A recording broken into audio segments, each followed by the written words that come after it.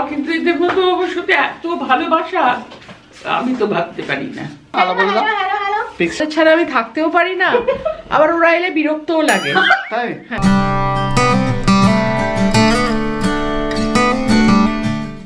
Good morning তোমাদের সবাইকে, blog করে ভালোবাসি তোমাদের সবাইকে স্বাগত। আশা করি তোমরা ঝাক্কা সাজো। আজকে থেকে আবার আমাদের সেই নর্মাল রুটিন শুরু হয়ে যাচ্ছে, কারণ অফিসের কাজ আর সেই সব চলতে থাকবে। তো তার মধ্যে একটা ব্যাপার হচ্ছে, এটা হচ্ছে লাস্ট কয়েকদিন ধরে আমরা যেগুলো আমি কতগুলো জিনিস অর্ডার করেছিলাম, বেসিক্যালি গেস্টের আমার ছিল যে শ্রীদীপার যে অনলাইনে অর্ডার করছিল সেই দেখে আমার একটু লোভ লেগেছিলো, সেই জন্য আমিও ভেবেছিলাম কিছু জিনিস অর্ডার করে দেবো। সেই লোভ থেকেই কিছু জিনিস অর্ডার করে ফেলেছিলাম, আর সেগুলো সব এসে পড়ে আছে, এর মধ্যে আর বার করার সুযোগ হয়নি। তো সেগুলো সব আজকে ভাবছি খুলে টুলে একবার রোদে দিয়ে দেবো। ওগুলো অনেক দিন ধরে পড়ে আছে, প্যাকেটগুলো তেমনি স্যানিটাইজ করা হয়েছিল, বাট জামা কাপড়গুলোকে একবার রোদে দিয়ে দিতে হবে পরার আগে। যেটা হয় সেটা হচ্ছে এই সোম মঙ্গল থেকে যে আমাদের একটা যুদ্ধ শুরু হয়ে যায়, আবার আমরা যে এই নর্মাল রুটিনটাতে ফিরে আসি, সেটাতে আমাদের পুরো আবার এইরকম একটা লাইফ হয়ে যায়। মানে যখন এরকম বাইরে ঘুরে বেড়াচ্ছিলাম, এদিক ওদিক যাচ্ছিলাম, তখন খুব ভালো লাগছিল। ইচ্ছা আছে মাঝখানে একদিন আমাকে কল্যাণী যেতে হবে, তার একটু হয়তো কাজ আছে, সেই জন্য ভাবছি এই সপ্তাহে এক সময় কল্যাণী যাব। অফিসে একটু ছুটির ব্যাপার আছে, ছুটির ব্যাপার পেলে অবশ্যই কল্যাণী যাব একবার। এই সমস্ত জিনিসপত্রগুলো এসে গেছে, এগুলো এখন খুলি। তবে এর মধ্যে সবগুলো আমার নয়, কিছু শ্রীদীপারও আছে। হ্যাঁ তাই না? তো কি, হ্যাঁ তুইও তো কি সব বলেছিলিস আমাজন থেকে, তারও কিছু অংশ। ও আমারগুলো অ্যামাজন থেকে, ওরগুলো হচ্ছে মিন্ত্রা ইউআরএস সেল থেকে। ওকে, জানি না, আমাকে বলেছিল 29 তারিখের মধ্যে অর্ডার করবি, তো আমি 29 ডিসেম্বর অর্ডার করেছি। হ্যাঁ 29 তারিখ অবধি সেলটা ছিল। আচ্ছা, আমি 29 তারিখ সকালে অর্ডার করেছি। মিন্ত্রাটা তো আমার দাদুর তো নয়, যেদিন অবধি সেল সেদিন অবধি কিনতে হবে, সেই জন্য সেদিন অবধি কিনেছিলাম। এই কি ধর সব এসে গেল না আরো বাকি আছে? আরো আছে।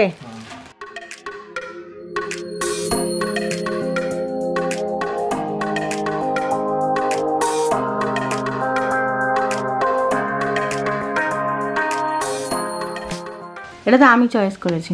না মানে কাপড়টাও বেশ ভালো। হ্যালো মামা, ভালো মামা।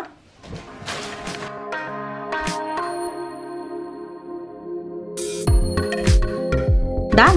হ্যাঁ, একবার পরে এগুলো সব দেখে নেবো। Good afternoon. তো ব্লগটা আমরা শুরু তো করেছিলাম একদিন আগে, কিন্তু সত্যি কথা বলতে নানান কারণে সেটা আর কন্টিনিউ করা হয়নি।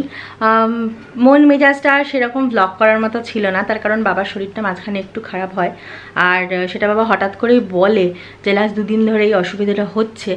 সেটার জন্য কালকে সকাল থেকে বাবাকে ডাক্তারের কাছে নিয়ে যাওয়া, এবং তারপর ডাক্তার কিছু টেস্ট লিখে দিয়েছিল, সেগুলোর জন্য বুকিং করে আসা।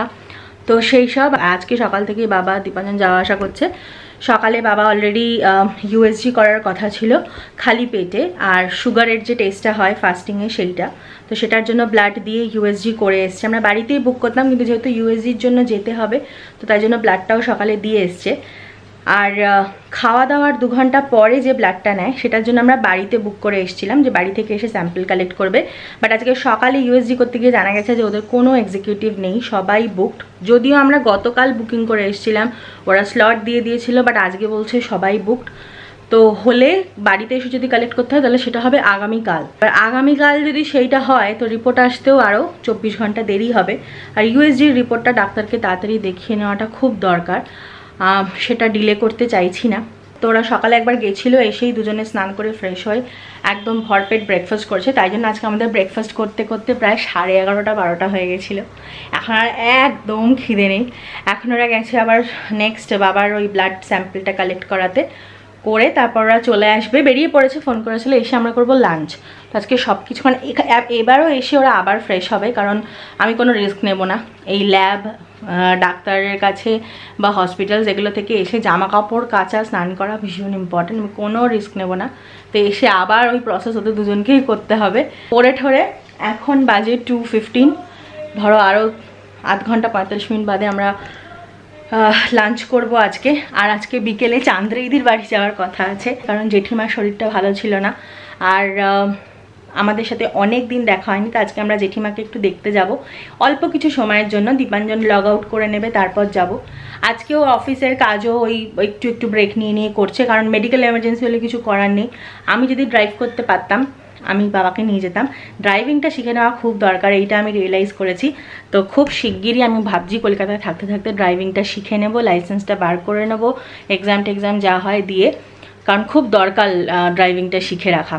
বছরের শুরুতেই এরকম একটা কিছু, বাট হ্যাঁ শরীর যখন আছে অসুস্থ হতেই পারে, বাট হোপফুলি রিপোর্ট সব ঠিকঠাক আসবে, কোনো অসুবিধে সেরকম কিছু হবে না। নিশ্চয়ই তোমাদেরকে জানাতে থাকবো। তো দীপাঞ্জন ফিরুক, আশা করছি তারপরও ব্লগটাকে কন্টিনিউ করবে।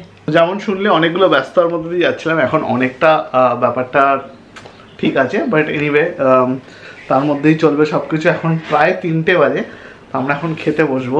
খাবার দাবার পালা চলছে। আজকে কি কি আছে খাবারে আমি নিজেও ঠিকঠাক জানি না, তো কি কি আছে আজকে। বাবা সব ঠিক আছে এখন? বাবা অল গুড? হ্যাঁ সব ঠিক আছে তো? আচ্ছা, এখানে হচ্ছে মাছের মাথা দিয়ে বাঁধাকপি, এটা হয়েছে আজকে। মাছের মাথাটা ছিল তো সেটা দিয়ে আজকে সুদীপা নিশ্চয়ই এই প্ল্যানটা করেছে, মাছের মাথা দিয়ে বাঁধাকপির তরকারি হবে। আর তার সঙ্গে কি আছে, ভাত আছে, ভাত আছে, পার্শে মাছ আছে। আর তোমরা যেমন জানো বোধহয়, না তোমাদের সঙ্গে দেখানো হয়নি, সেটা হচ্ছে আজকে আমাদের যে কড়াইশুঁটি কচুরিগুলো ছিল সেগুলো আজকে আমরা সকালে ব্রেকফাস্টে খেয়েছি। ব্রেকফাস্ট হতে বেশ দেরি হয়েছে, কিন্তু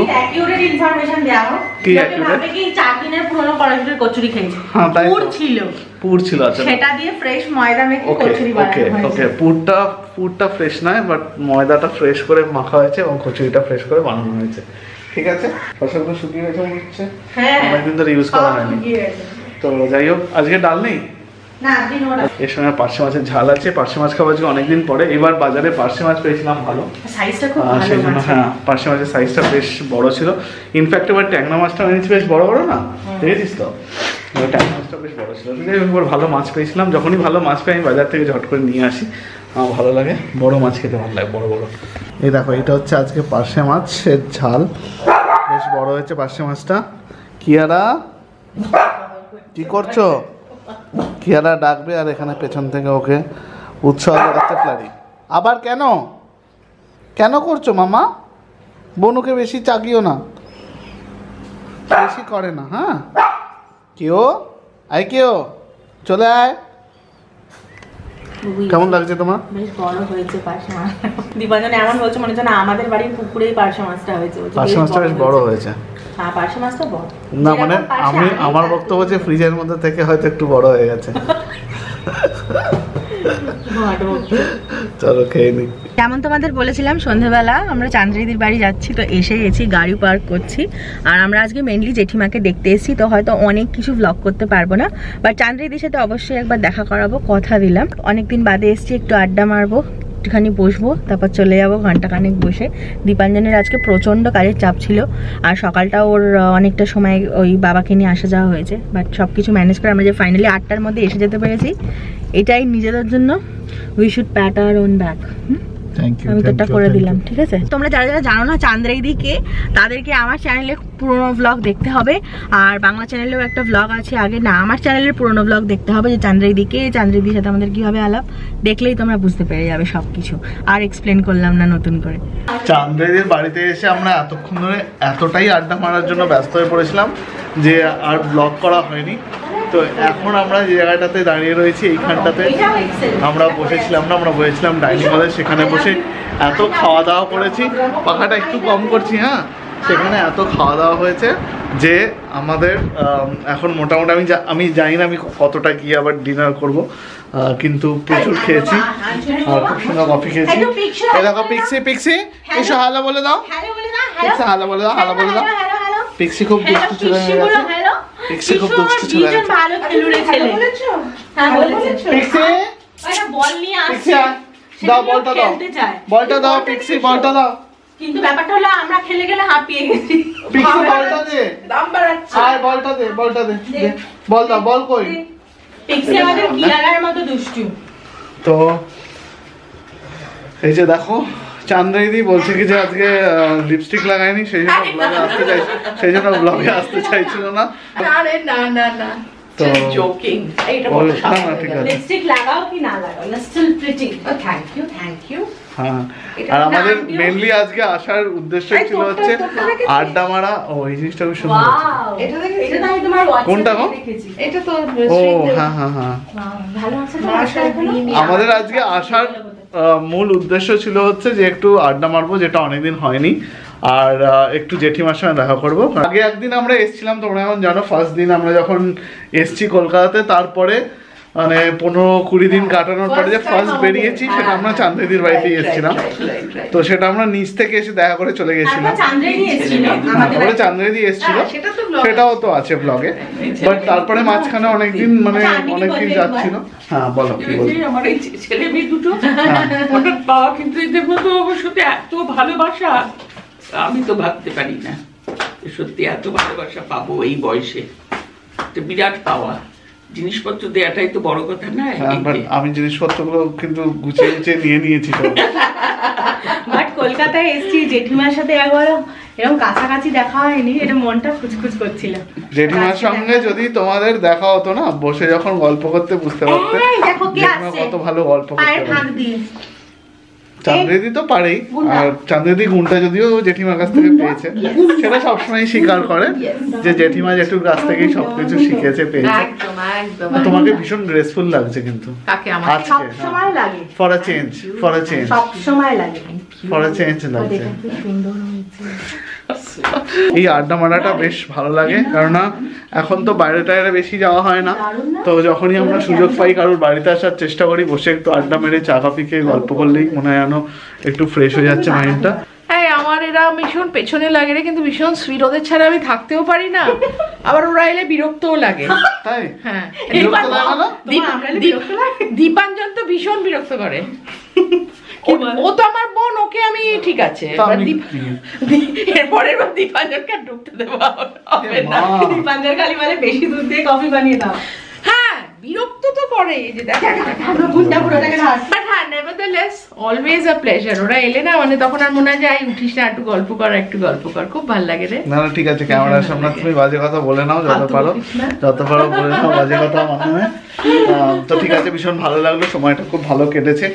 প্রায় 10:15 বাজে, বাড়িও ফিরতে হবে। 10:30 বেজে গেছে, 10:35। চলো বাড়িতে যাই, চলো ছবি টবি তুলে দিই, তারপরে আবার তোমাদের সঙ্গে কথা হচ্ছে।